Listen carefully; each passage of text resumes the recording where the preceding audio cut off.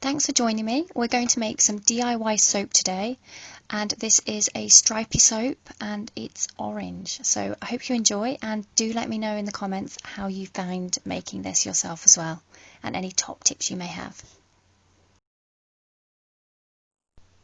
What you will need: melt and pour soap, a microwavable safe jug, a silicone mould, soap colourant, essential oil of your choice, optional vanilla extract, alcohol in a spray bottle, and also scales, which are optional as well.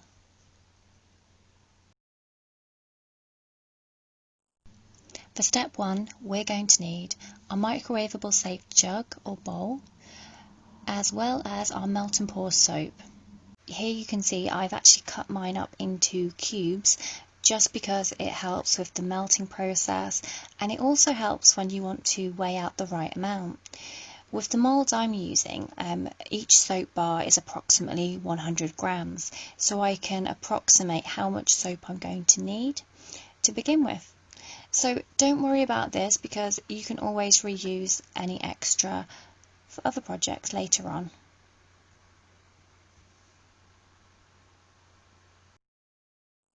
Step 1. Add your melt and pour soap to your microwavable safe bowl or jug. Step 2.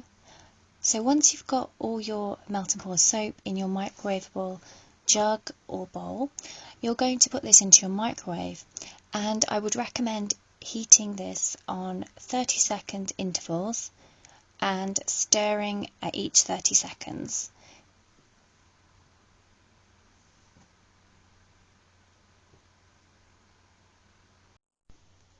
It took approximately a minute and a half before the soap was completely melted here. Do go by your microwave because they do vary somewhat. Step 3. Stir in the chosen colour and aroma. Now this is completely optional, but I really feel it makes a soap to add a gorgeous colour and a gorgeous aroma as well. So I've selected orange, and I'm using a powdered mica here. So you add this to your melted wax, and you can stir this with a wooden stick. That's what I like to use, like a lollipop stick. And you just stir that till you get it consistently dispersed.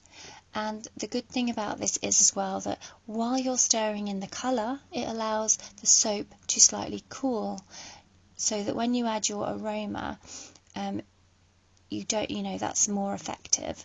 So you just let that cool a little while you're stirring it, and make sure you get rid of any little bits where the powder colour has clumped together. You can alternatively look at using other colorants. For instance, you can get a liquid soap, so go with what you prefer and have a bit of fun with it as well. So I've chosen the essential oil orange, wild orange here, so I'm adding in total for the whole soap mixture, I'm adding a total of approximately about 16 drops. Now depending on your oil, I would just adjust this to suit, because with stronger oils you might use less, with oils that aren't as strong you might use more.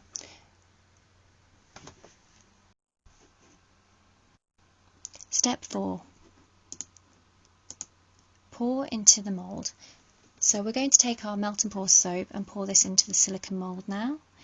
In this instance we're just pouring it approximately halfway, because we're going to do 2 colours.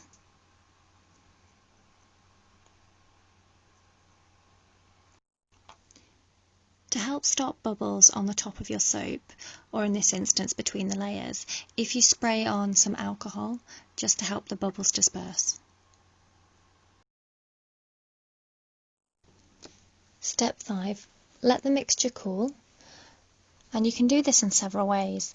You can just let it sit on the side on a steady surface for a few hours, or if you're a little more impatient like I can be, I like to put it in the fridge, because you can literally just put this in the fridge for 20 minutes and then it's ready to do your next layer, or ready to pop out of its mould. Let's make our next layer of soap. So in the same way we created our first layer of soap, we're going to do that again. So we're going to melt the melt and pour soap, we're going to add our colouring, we're going to add our aroma, a gorgeous essential oil, and then we're going to pour it on top of our previously set soap. And then in the same way again, we're going to let that cool, either by putting it on the side for a couple of hours and on a steady surface, or we're going to put that in the fridge for about 20 minutes. And then that's going to be ready to pop out of our mould and see those gorgeous, gorgeous colours and smell the gorgeous aroma of the soap we've created. So if you ease the silicone away from the soap itself, it just pops out really easily and smoothly. And you can see here, you can see the beautiful colours showing through. And if you get a little bit of wax there, because sometimes they come out with a little bit of a rough edge, you can just cut that off with a knife quite easily. And then you just sit your soap on a bit of kitchen roll perhaps, and leave that for a couple of days. And then it's ready to use.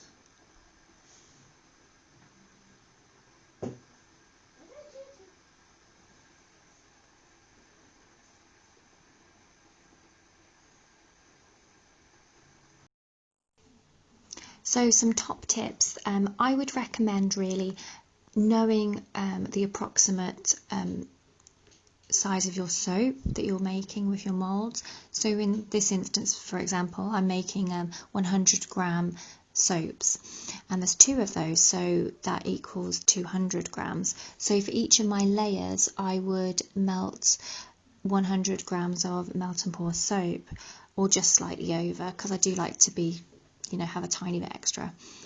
And that will help get your ratios correct. And also another thing you might bear in mind is having a spare mould as well.